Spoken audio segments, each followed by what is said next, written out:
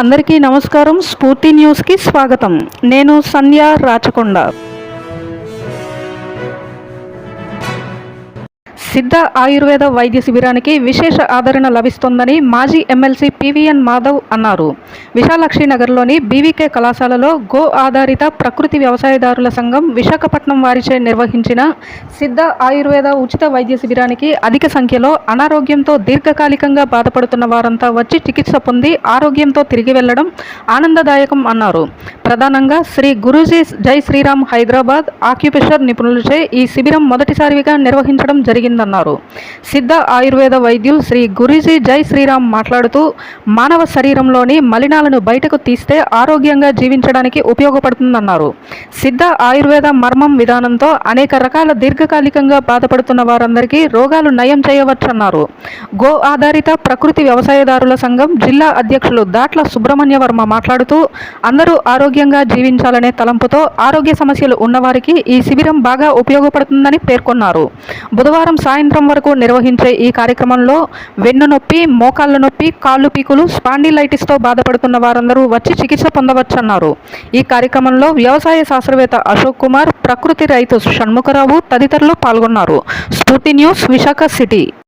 వ్యవసాయదారుల సంఘం ఆధ్వర్యంలో సిద్ధ ఆయుర్వేదిక్ యొక్క ఉచిత వైద్య శిబిరాన్ని ఇక్కడ నిర్వహించుకోవడం జరుగుతుంది. ఈ యొక్క శిబిరానికి డాక్టర్ శ్రీరామ్ గారు కేవలం ఆయుర్వేద కాదు, సిద్ధ అలాగే మర్మ అన్ని కలిపి హోలిస్టిక్ మెడిసిన్ ని పేషెంట్స్కి ఇవ్వడం జరుగుతుంది. అందరూ కూడా చాలా అద్భుతంగా వాళ్ళకి రిలీఫ్ కలుగుతుందని చెప్పి అందరూ కూడా దాన్ని అనుభూతి చెందుతున్నారు. ఈ విధంగా మన ఏదైతే ప్రాచీన ఆలోచన పద్ధతి ఉందో అది దేశానికి, ప్రతి వ్యక్తికి సరైన మనిషి యొక్క శరీరంలోనే ఒక గొప్ప వైద్యుడు ఉంటాడు. ఆ వైద్యుడిని ఎప్పుడు సక్రమంగా ఉంచుకోవడం ద్వారా మొత్తం మన శరీరం సక్రమంగా ఉంటుందని మనకి ఆర్యోక్తి కనుక ఆ విధంగా చేసే క్రమంలోనే మన ఏదైతే ఆయుష్ ప్రక్రియలు ఉన్నాయో అవన్నీ కూడా పనికొస్తాయి. ఆ విధంగా ఇవాళ డాక్టర్ శ్రీరామ్ గారి నేతృత్వంలో ఇవాళ ఈ యొక్క బీవీకే కాలేజ్లో జరుగుతున్న ఈ శిబిరాన్ని దిగ్విజయం చేస్తున్న మన నిర్వాహకులందరికీ ఈ సందర్భంగా అభినందనలు తెలియజేస్తున్నాం.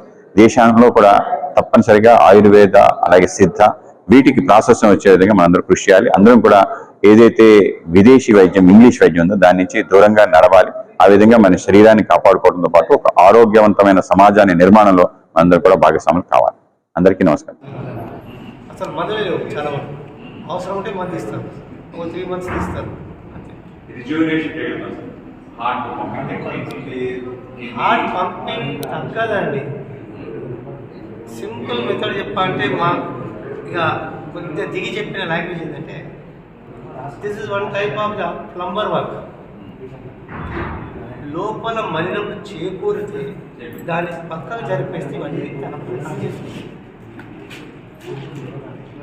లోపల ఎక్కడెక్కడైతే టాక్సిన్స్ జమ అయి ఉంటాయో దాన్ని తీసేస్తే ఇవన్నీ క్లియర్ అవుతాయి. దీన్ని ఆపడమే నిరోధిస్తుంది కాబట్టి ఈ రోగాలు వస్తాయి. సో దాన్ని క్లీన్ చేయమంటే వీళ్ళు ఏమి ఇస్తుందంటే ట్యాబ్లెట్స్ ఇచ్చేసి అక్కడనే మళ్ళీ దాన్ని ఒత్తేసి పెడుతుంది కొద్దిసేపు, మళ్ళీ వచ్చిన తర్వాత మళ్ళీ కూడా వస్తుంది, అది పెరుగుతూ పోతుంది. ఆయుర్వేదిక్ ఏమంటారంటే క్లీన్ చేయడానికి మంది ఇస్తారు, బాడీ క్లీన్ చేయడానికి. అందులో ఇంకేం వీళ్ళు ఏమంటారంటే బలం వస్తుంది. అని బలం వచ్చేది ఏం లేదు. బలం ఎప్పుడు వస్తుంది? తినే ఆహారం పదార్థాల మీద ఉంటుంది. సో క్లీన్నెస్, లోపల క్లీన్నెస్ చేయడానికి ఇప్పుడైతే టాయిలెట్స్ ఇవన్నీ క్లీన్ చేస్తారు కదా, యాసిడ్స్ వేసి అవన్నీ వేస్తారు, అలాంటి మందులు ఇస్తారు. లోపల ఏవి కరుగుతాయి, ఎంతసేపు కరుగుతాయి, ఎలా ఉంటాయి ఇదంతా. కిడ్నీ క్రియేటిన్ మేజర్ ఇప్పుడు ఇది పెద్ద రాకెట్ అండి. డాక్టర్స్ డయాలసిస్ యూనిట్లు అయితే ఏదో నేను చెప్తా వినండి. రైతు బజార్కి వెళ్ళకుండా మీరు అప్పుడు రామా ఫిల్టర్ వాడినొచ్చు. స్టార్టింగ్ రామా ఫిల్టర్లో 2 క్యాండిల్స్ ఉంటాయి, అట్లా 2 కిడ్నీలు ఉంటాయి. 15 daysకి ఒకసారి కడుగుతుంది, దానికి చెత్త పేరుకుపోయి ఉంటుంది. అదేవిధంగా కిడ్నీ పేరుకుపోయిన దాన్ని క్రియేటిన్ అంటారు. అయితే పేరుకుపోయిన దాన్ని ఫోన్ తీసి ఇచ్చాడు తప్ప అది క్లీన్ అయ్యేది చెప్పాడు. నీళ్ళు తక్కువ తాగమంటాడు. నీళ్ళు తక్కువ తాగితే క్రియేటిన్ ఏది పోతుందండి? నీళ్ళు బాగా తాగితేనే క్లీన్ అవుతుంది. నీళ్ళు తక్కువ తాగమంటాడు, లాస్ట్ 1/2 లీటర్ తీసుకొస్తాడు మనిషిని.